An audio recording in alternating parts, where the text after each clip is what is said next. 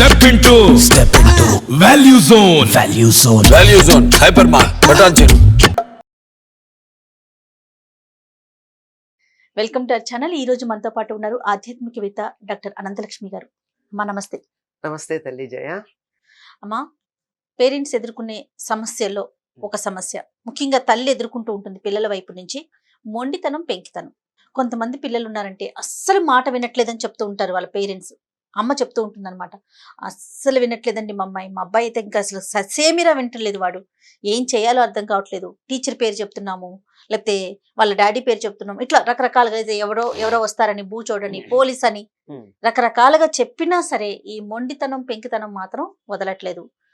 తను ఏది కావాలంటే అది ఇచ్చేయాల్సిందే క్షణాల మీద. ఇవ్వకపోతే ఏడ్చి గీపెట్టి రచ్చరచ్చ చేసేస్తున్నారని వింటూ ఉంటాం. మీరు కూడా బహుశా వింటూ ఉంటారు. వింటూ ఉంటాం, కొంతలో కొంత చూస్తూ కూడా ఉంటాం కదా. ఏంటమ్మా దీనికి మళ్ళీ ఎక్కడికి వెళ్ళినా బ్యాక్ టు స్క్వేర్ వన్ వస్తాం.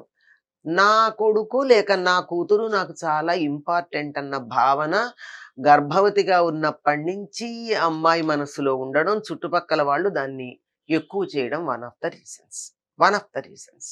అయితే ఈ మొండితనం అన్నది నెమ్మదిగా పిల్లలకి పెరుగుతూ ఉంటుంది. వాళ్ళని గారాబం చేయడం, ముద్దు చేయడం, ఇవన్నీ కూడా చాలా ఎక్కువ అవుతూ ఉంటాయి. ఈ గారాబం, ముద్దు అనేది వాళ్ళకి తెలియాలి. గారాబం చేయడం వేరు, ముద్దు చేయడం వేరు, క్రమశిక్షణ వేరు అన్న తేడా చూపించగలిగినటువంటి విచక్షణ తల్లికి ఉండాలి, కుటుంబ సభ్యులందరికీ కూడా ఉండాలి. సాధారణంగా ఏం జరుగుతుందంటే, పిల్లలు ఏదో మాట విన్నప్పుడు తల్లి మందలిస్తుంది, వెంటనే ఇంట్లో ఉన్న పెద్దవాళ్ళు వచ్చి తల్లిని మందలిస్తారు. చిన్న పిల్లవాడిని పట్టుకుని ఇలా అంటావా, అసలు నీకు తల్లితనం, ఈ పదం ఎప్పుడైనా విన్నారా? తరచుగా వినపడుతూ ఉంటుంది. నిజానికి ఇది సాహిత్యంలో కానీ భాషా శాస్త్రంలో కానీ మనకు కనపడదు, కానీ లోకంలో తల్లితనం లేదు. పిల్లలు కొడతారు, పిల్లల్ని కోపంతో కొడతారమ్మా తల్లులు? ప్రేమతోనే కదా, వాళ్ళు బాగుపడాలనే ఉద్దేశంతో కొడతారు కదా, క్రమశిక్షణలో భాగం అనుకుంటారు. ఎప్పుడైతే తల్లి పిల్లల్ని మందలించినప్పుడు ఇంకోళ్ళు అందులో కల్పించుకుంటారో ఇంకా పిల్లలు మాట వినరు అంతే లెక్క.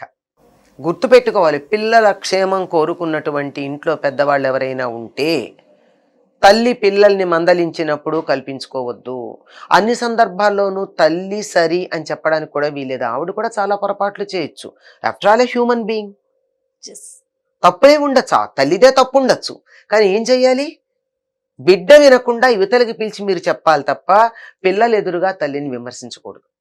నువ్వు చేసింది తప్పు, వాడే కరెక్టు, నువ్వే సరి చేసుకో అని ఎప్పుడు చెప్పాలి? పక్కకి తీసుకెళ్లి చెప్పాలి, పిల్లలు వింటుండగా చెప్పకూడదు. 100% పిల్లలు చెడిపోవడానికి పిల్లల ఎదురుగా తల్లిని గాని తండ్రిని గాని పెద్దలు మందలించటం, లేదా తల్లిదండ్రులు పిల్లలు ఎదురుగా కొట్టుకోవడం. పిల్లలు ఎదురుగా తల్లిదండ్రులు మాట అనుకుంటే పిల్లలకి ఏమర్థం అవుతుంది? ఎవరు గొంతు పెంచితే వాళ్ళ మాట చలామణి అవుతుందని అభిప్రాయం కలుగుతుంది. అంచేత మొండితనం చేస్తారు, ఏడుస్తారు, గీ పెడతారు, అరుస్తారు, అల్లరి చేస్తారు. అల్లరి చేసినా అరిచినా పని జరగదు అన్న సంగతి వాళ్ళకి అర్థం కావాలి. వాయిస్ రైజ్ చేసినందువల్ల పని జరగదు, గొంతు పెంచావో నువ్వు ఓడిపోయినట్టని చెప్పాలి.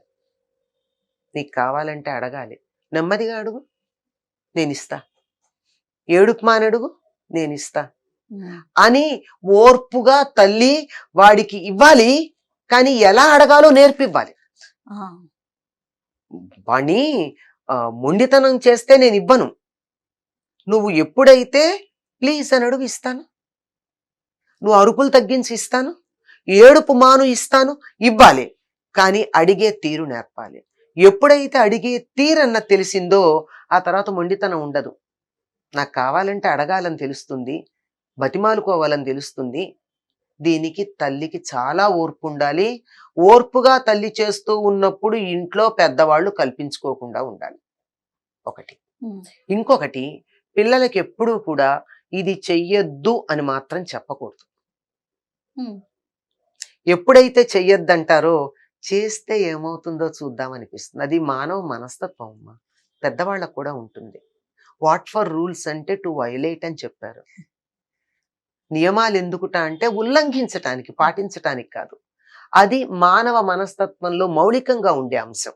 ఏదో కొంత జ్ఞానం వచ్చి నియమాలు పాటించటం కోసం అనేటటువంటి తెలివి వచ్చాకేమో గాని దానికన్నా ముందు చేసేదేమిటి, ఇలా చేయొద్దు అంటే చేస్తే ఎట్లా ఉంటుందో చూద్దామని చూద్దామన్న ఆలోచన ఉంటుంది బాగా. ఉంటుంది.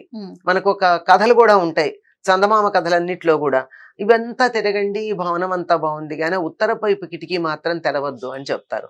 కథ అక్కడ మొదలవుతుంది. అక్కడే స్టార్ట్ చేస్తారు. అక్కడికే వెళ్ళి తలుపు తెరవడానికి ప్రయత్నం చేస్తాడు, కథ అంతా మొదలవుతుంది. కనుక నువ్వు ఈ కిటికీ తెరవద్దు అని అస్సలు చెప్పద్దు. అలాగే నువ్వు ఈ పని చెయ్యొద్దు అని చెప్పకండి, ఏం చెయ్యాలో చెప్పండి. డోంట్స్ కన్నా డూస్ ఎక్కువ చెప్పండి. కొంచెం విచక్షణ జ్ఞానం వచ్చాక డోంట్స్ చెప్పడం మొదలు పెట్టాలి తప్ప ముందుగా డోంట్స్ చెప్పకూడదు. పిల్లలు ఏడుస్తున్నారు, నాకు ఇది కావాలి అని అడిగాడు, ఇవ్వకూడదని మనకి తెలుసు. అట్లాంటప్పుడు నువ్వు ఏడవకూడదు, నువ్వు అడగకూడదు, నువ్వు తినకూడదు అని చెప్పడం కాదు. దానికన్నా ఇది బాగుంటుంది నాన్న, ఏముంది బెల్లం ముక్క కావాలంటున్నావా, బెల్లం ఒట్టి ముక్కే కదా, బెల్లంతో తయారు చేసిన మిఠాయి పెడతాను తిని చూడు.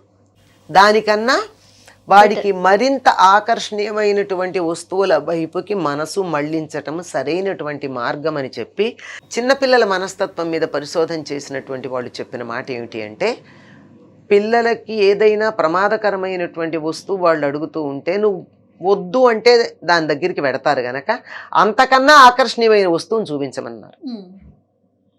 ఇప్పుడు దీపం ముట్టుకోవడానికి ఎడుతున్నారు, అంతకన్నా అందంగా ఉండేటటువంటిది కరెంటు లేని దీపం చూపించండి వాడికి, చిన్నపిల్లాడికి, దాని వైపు కడతాడు, అది క్షేమంగా ఉంటుంది, భద్రంగా ఉంటుంది. అట్లా ప్రతిదీ కూడా వాళ్ళు దేని గురించి అయితే పనికిరాని దాని మీద కోరికలు కోరుకుంటున్నారో దానికన్నా ఆకర్షణీయంగా ఉండేటటువంటి దాని వైపు వాళ్ళ మనసు మళ్లించాలి. ఇది ఫలానా అని మనం గట్టిగా చెప్పలేము, ఎందుకంటే ఏ ఇద్దరి మనస్తత్వం ఒకలాగా ఉండదు, ఏ ఇద్దరి పిల్లలు ఒకలా ఉండరు. పిల్లల మనస్తత్వం తెలుసుకుని తల్లిదండ్రులు ఆ విషయంలో కొంచెం జాగ్రత్త పెడుతూ మౌలికంగా మాత్రం నో అన్నమాట వాళ్ళకి చెప్పకూడదండి. చాలా రోజుల వరకు, కనీసం 3-4 ఏళ్ళు వచ్చే వరకు కూడా పిల్లలకి నో అన్నమాట చెప్పకూడదు అంటారు. అలాగే మనకి మన పూర్వులు చెప్పింది కూడా ఎలా చెప్తారు, 5 ఏళ్ళు వచ్చే వరకు చక్రవర్తిలాగా పెంచమన్నారు, ఆ తర్వాత 10 ఏళ్ల పాటు దాసుళ్లాగా చూడమన్నారు.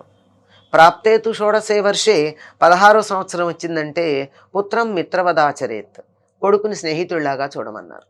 అంచేత 5 ఏళ్ల వరకు కూడా వాళ్ళు ఆడిందాట పాడింది పాట. అక్కడ కూడా ఆడిందాట అంటే నీళ్లలోకి దూకుతాను, నిప్పు ముట్టుకుంటాను అంటే వాళ్ళని వదలడం కాదు, వాళ్ళకి నిప్పు పక్క నుంచి మరోవైపుకి ఆకర్షణ మళ్ళేటట్టుగా చూసుకోగలిగిన తెలివితేటలు ఉండాలి. అది నిప్పు ముట్టుకోకూడదండి, ముట్టుకుంటే ఏమవుతుందో చూస్తానంటే. అందుకని దాని వైపు నుంచి మళ్లించాలి. వీలైతే ప్రమాదకరమైనటువంటి వాటి వైపుకి వెళ్లకుండా ఉండే ఏర్పాటు చేయాలి. అది 5 ఏళ్ల వరకు. ఆ తర్వాత నిక్కచ్చిగా ఒక దాసుణ్ణి చూసినట్టుగా వాళ్ళకి అన్ని రకాల పనులు నేర్పించాలి. లేకపోతే ఏమవుతుందమ్మా, ఈ రోజుల్లో తల్లిదండ్రుల్ని పని మనుషుల్లా చూస్తున్నారు. నువ్వు కూడా నాతో పాటు సమానంగా పని చెయ్యాలి అన్న భావన వాళ్ళకి కలిగించాలి. అలా పెంచాలి అని చెప్పి పెద్దవాళ్ళు చెప్తున్నారు. ఇవి గనక మనం కొన్ని పాటించగలిగితే కొంతవరకు మొండితనం తగ్గుతుంది. మొండితనం వల్ల నువ్వేమీ సాధించలేవు అన్న సంగతి వాళ్ళకి తెలియచెప్పాలి. పిల్లలకి నీకు కావాలి అంటే నువ్వు మొండితనం మానే. నీకేదో అరటిపండు కావాలన్నావా, నువ్వు ఏడుపు మాను ఇస్తా, నువ్వు అరుపులు మాను ఇస్తా, నువ్వు కేకలేయడం మాను ఇస్తా, అది కూడా ఒక 10 నిమిషాలు ఆగితే ఇస్తా.